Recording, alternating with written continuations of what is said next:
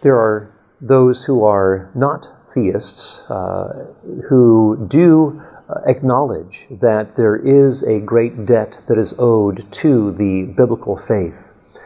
And we can also account for this just not in terms of what people like Jürgen Habermas, an atheist philosopher in Europe, or Jacques Derrida, the deconstructionist philosopher from France.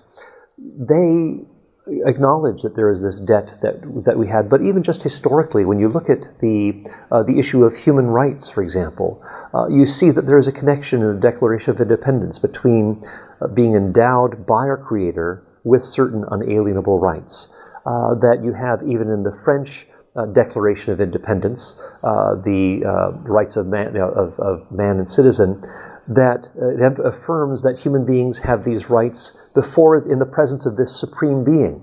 And then you get to a document like the United Nations Declaration on Human Rights from 1948, which mentions that human beings are endowed with conscience and so forth, and that they ought to be treated in a spirit of brotherhood and so forth.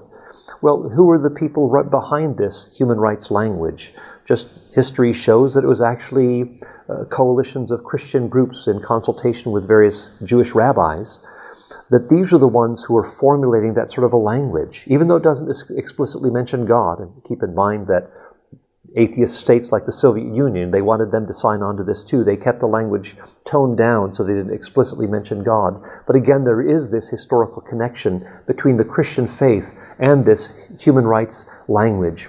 So from the acknowledgement of those who are not sympathetic or not sympathizers with the Christian faith, they at least acknowledge that there is this debt that is owed to the biblical faith. And also we see just the connection that is made in these documents between God as the foundation for these human rights. And in fact, Max Stackhouse of Princeton University, a Christian, said that the language of rights and liberty and so forth, these are actually rooted in nothing but the biblical tradition, and that we cannot simply go about secularizing this account because it is actually an inaccurate rendering of what actually took place.